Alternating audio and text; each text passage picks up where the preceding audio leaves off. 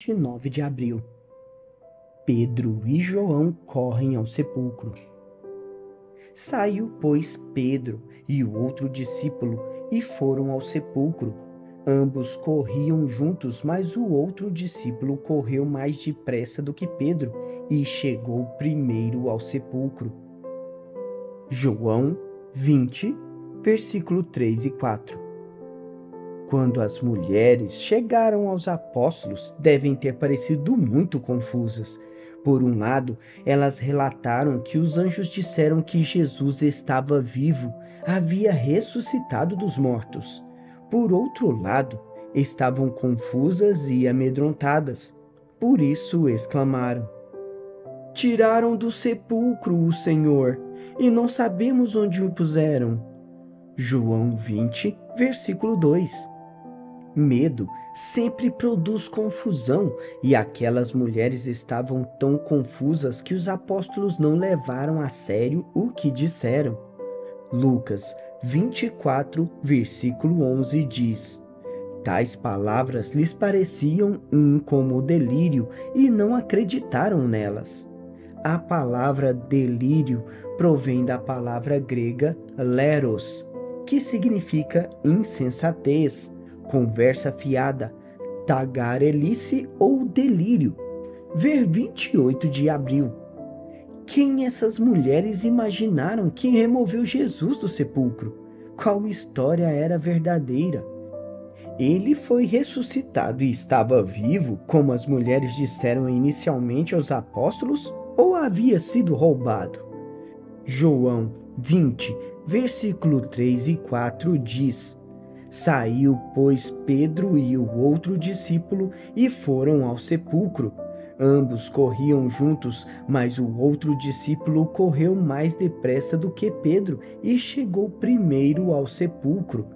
Quando a Bíblia diz que Pedro e João saíram, o tempo grego indica que seus pés estavam em movimento antes do fim da conversa com as mulheres.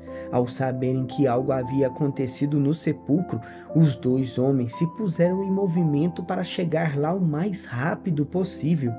Também sabemos, a partir de João 20, versículo 11, que Maria Madalena logo seguiu Pedro e João de volta ao sepulcro, porque estava presente no local e permaneceu ali depois de Pedro e João retornarem aos apóstolos.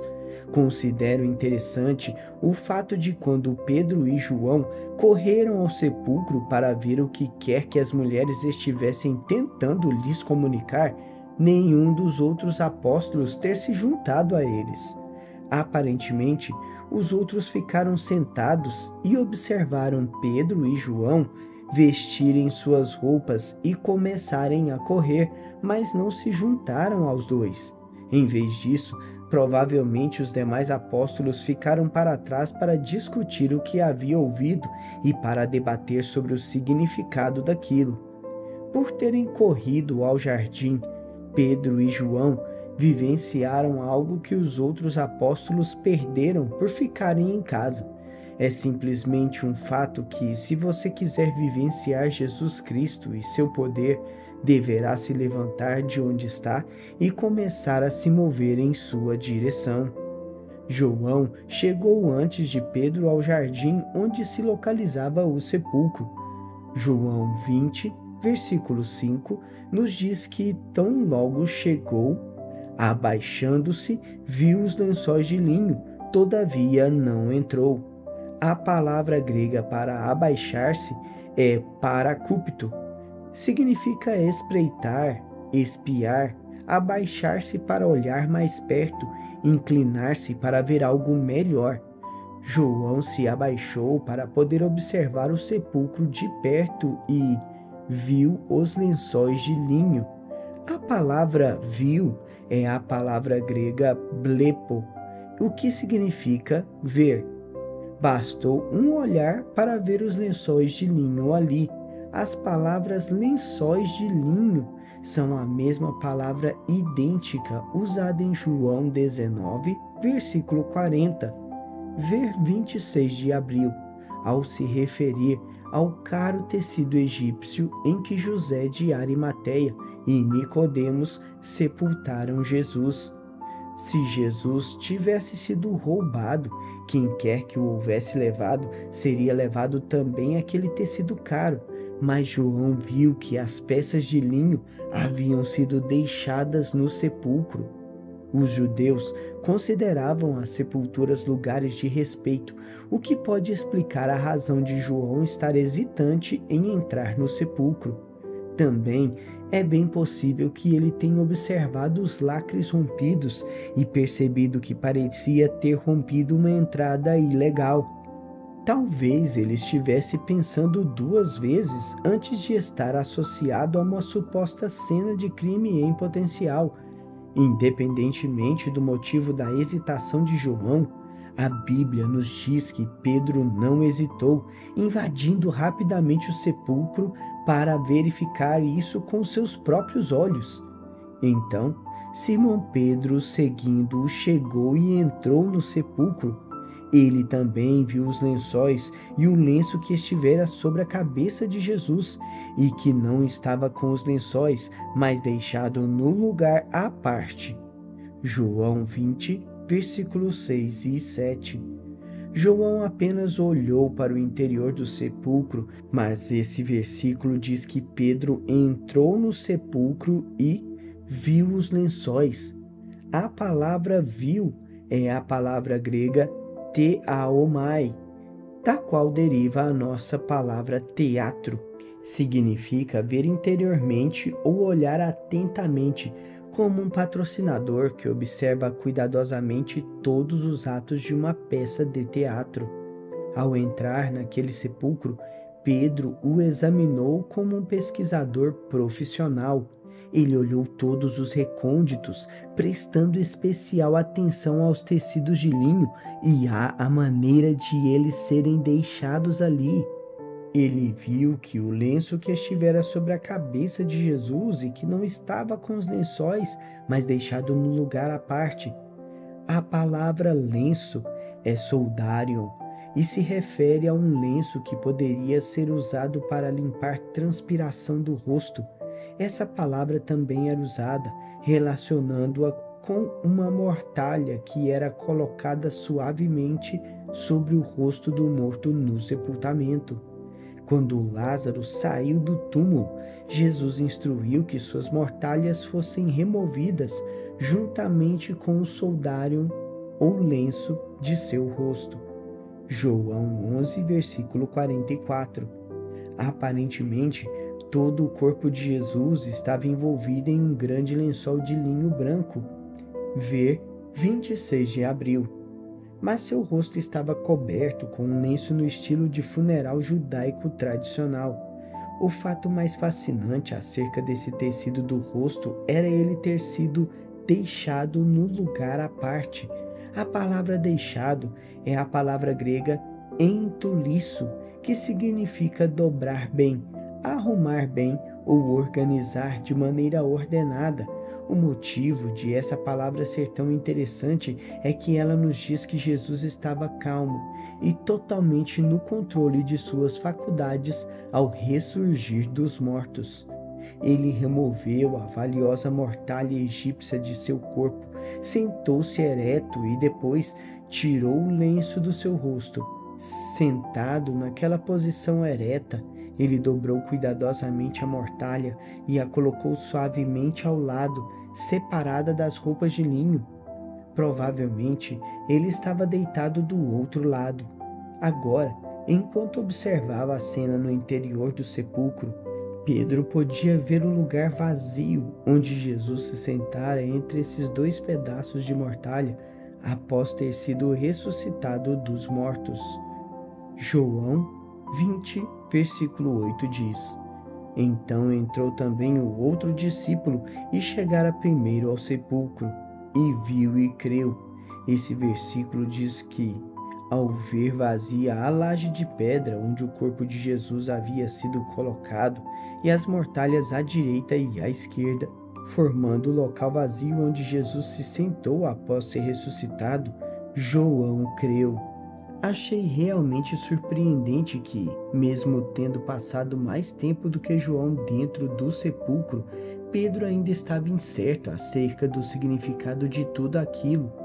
Lucas 24, versículo 12 diz que Pedro retirou-se para casa, maravilhado do que havia acontecido. João, por outro lado, saiu do sepulcro vendo que Jesus estava vivo. Mais tarde naquela noite, Jesus aparecia a todos os apóstolos e sopraria o Espírito de Deus neles, dando-lhes o novo nascimento. João 20, versículo 22. Porém, naquela ocasião, em função de o Espírito Santo ainda não residir neles como seu mestre, havia muito que eles não conseguiam entender.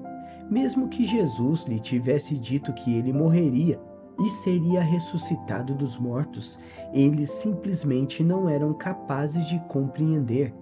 É por isso que João 20, versículo 9 diz: pois ainda não tinham compreendido a Escritura, que era necessário ressuscitar ele dentre os mortos. Embora os apóstolos tivessem ouvido essa passagem do próprio Jesus, a realidade e o impacto total de sua verdade não havia se registrado no coração deles. Após esse dia histórico e importante, a Bíblia nos diz: e voltaram os discípulos outra vez para casa. Versículo 10. É notável para mim que Pedro pudesse estar no meio do sepulcro vazio de Jesus e, ainda assim, ficar incerto sobre o que aquilo significava. Como seria possível estar no mesmo lugar em que o cadáver de Jesus havia estado, ver o lenço bem dobrado, reconhecer o lugar onde ele se sentou bem entre aquelas vestes e, ainda assim, não conseguir descobrir que, agora, Jesus estava vivo? Contudo, começa a fazer sentido quando penso sobre isso. Deus fez muitos milagres inquestionáveis para você e também para mim. Quantas vezes nos afastamos, não afetados pelo poder e pelos milagres que vimos e vivenciamos? Deus nos libertou, nos salvou e nos resgatou do mal repetidas vezes.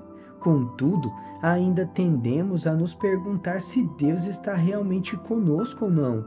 Como seria possível questionarmos a fidelidade de Deus depois de tudo que Ele já fez por nós? Precisamos ter certeza de que não permaneceremos insensíveis ao poder milagroso de Deus operando em nossas vidas. Em vez disso, devemos tomar a decisão de acolher plenamente tudo que Deus faz por nós, absorvê-lo tão inteiramente que isso acabe por transformar a nós e a nossa perspectiva da vida. Deus é bom, Ele tem sido bom para com todos nós. Se não nos lembramos disso, é só porque não estamos abrindo os olhos para ver sua mão de proteção, provisão e segurança ao nosso redor. Então, faça hoje a escolha de reconhecer o que Deus fez em sua vida. Lembre-se de agradecer a Ele por isso e depois nunca mais esquecer.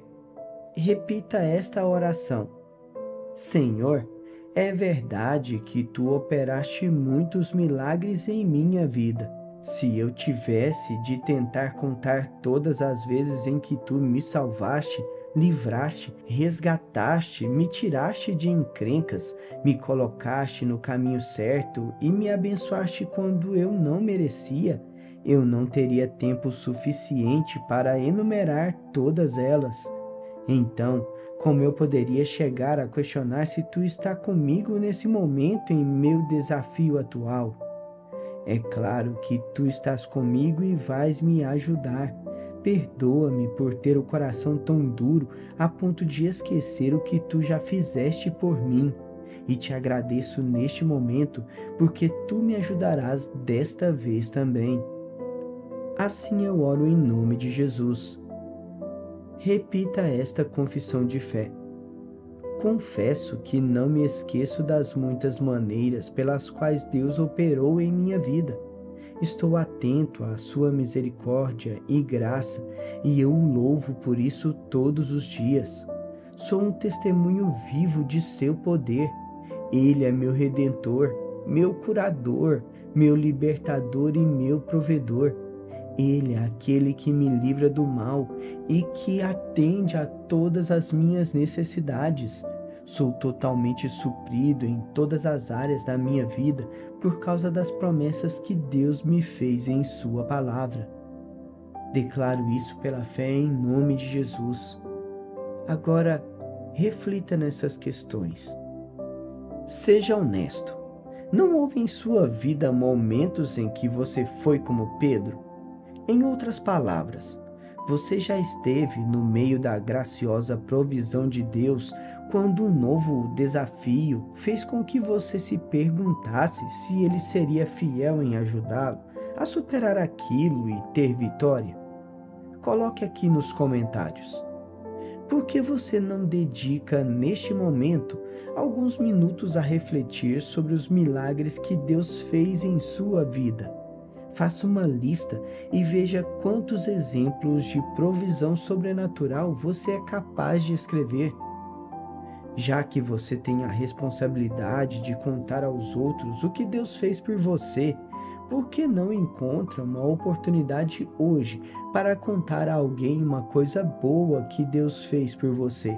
Em seguida, peça a essa pessoa para lhe contar um momento em que ela tem certeza de que Deus fez algo sobrenatural por ela. Você poderá se surpreender com a maneira de as pessoas responderem a essa pergunta.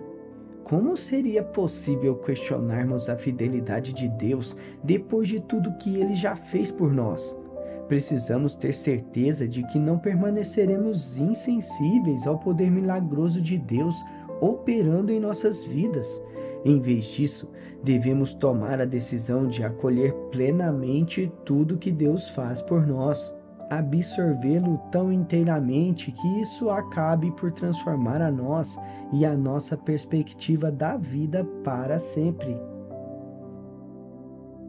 Obrigado por se juntar a nós nessa jornada diária de reflexão. Continue aprofundando diariamente conosco nessas pedras preciosas que é o entendimento da palavra de Deus através do estudo do grego. Não perca nenhum devocional. Inscreva-se no canal para receber mais inspirações todos os dias. Que a busca pela sabedoria divina nos una cada vez mais. Até amanhã, que Deus te abençoe.